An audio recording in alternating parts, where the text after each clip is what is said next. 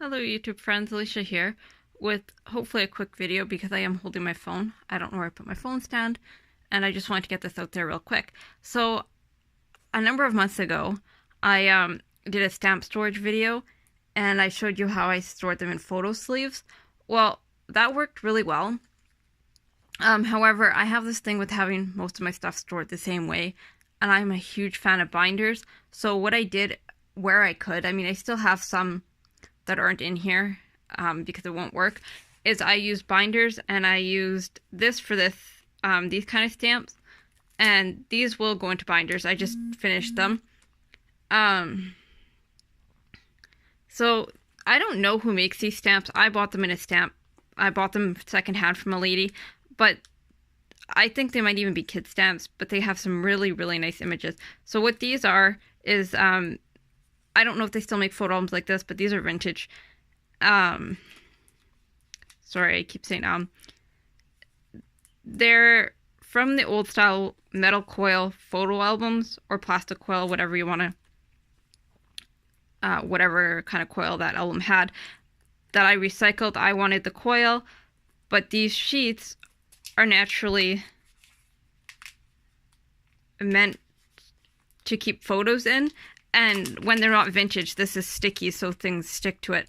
But these were already adhesive backed. So if you have stamps that are adhesive backed, this will work. To just put them on here and then put them in the binder. So I need to staple this on because, like I said, it's vintage. I have 2 sheets of it, 4 sides. But like, look at these stamps. They're super nice. And like I said, I think they might even be kid stamps. And then look at this one. It reminds me of the game Girl Talk. And any 80s and 90s kids will probably know what that is.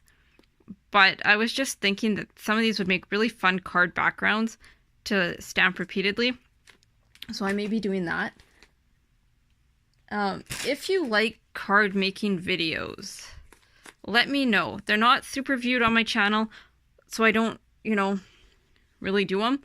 But if that is something you'd like, I can gladly do more of them, and let me know, like I said. Okay, so this is the binders.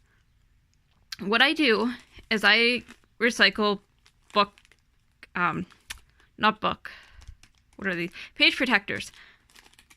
And then I just sew whatever size I want. And then I can put 2 stamps on each.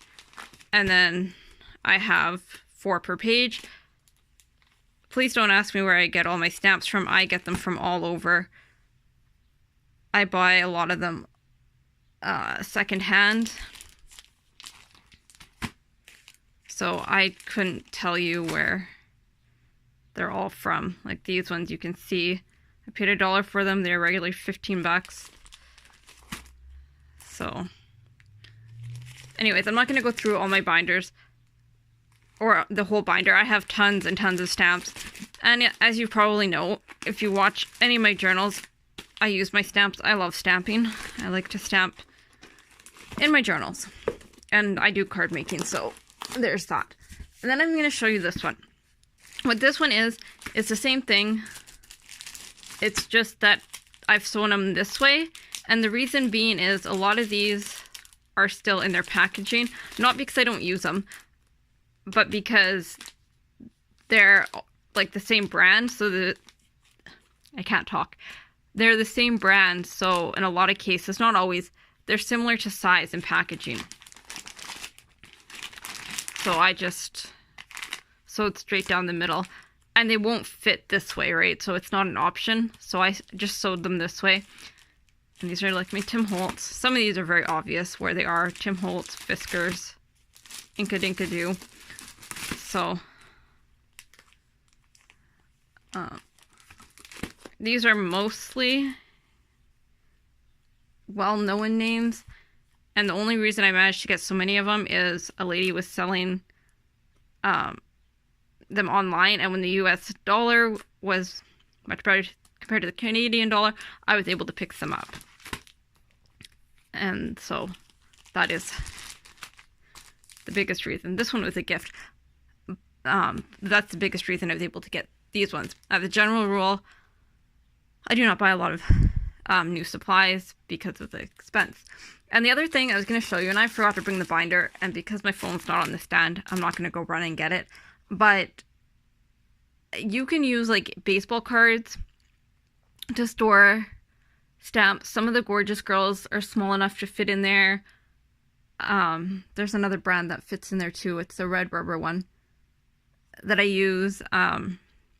You can also use, if you have, and they're a bit of a pain because you've got to reinforce them.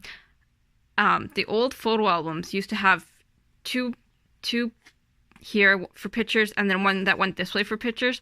I use those for different size stamps. And you can also sew your book protector, page protectors in quarters, and then you'll have 4 depending on your size. So I like this way because I can customize it. I can see my stamps. I would know what I had if I didn't have so many. And they're really easy to access. I just pull them off the shelf. I don't have to dig through drawers anymore. The bin did work. However, with the bin, I had too many. I would have had to have like 15 bins, and I had nowhere to store them. So the binders cut down a lot on space. And like I said, I can just grab the binder. And sometimes I'll just work out of one binder and be like, okay, I'm going to use stamps in that binder. The other thing I do need to do, and I haven't done, is do a little bit of organization so that I have, my Christmas with my Christmas, animals with animals, things like that, so that I don't have 5 binders and I have 2 Christmas in each binder.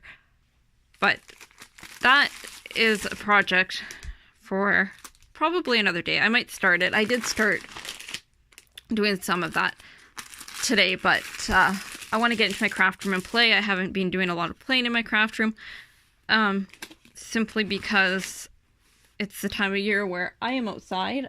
I have a garden, and I'm going to show you on this video, since I am holding my camera, and now you'll see my fridge, some of what I have inside. This is my succulent garden, or a part of my succulent garden. I have many more, but so that's under my red and blue lights, and then these are under a separate style of bright lights.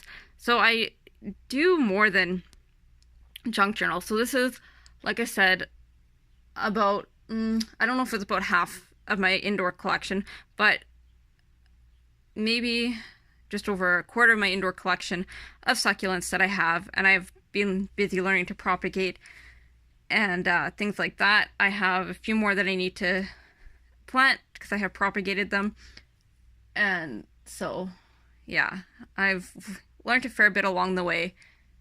I've managed to lose some plants, unfortunately, but it's a learning process. So with that all said, I hope you enjoyed this video. I hope you found something I said helpful. Go ahead, leave a comment if you want to see more succulents, or if you want to know anything specific about succulents. Go ahead and ask. I can try and answer. I've done lots of research, but I am by no means an expert in the area of succulents. Anyways, thank you for watching. Talk to you soon.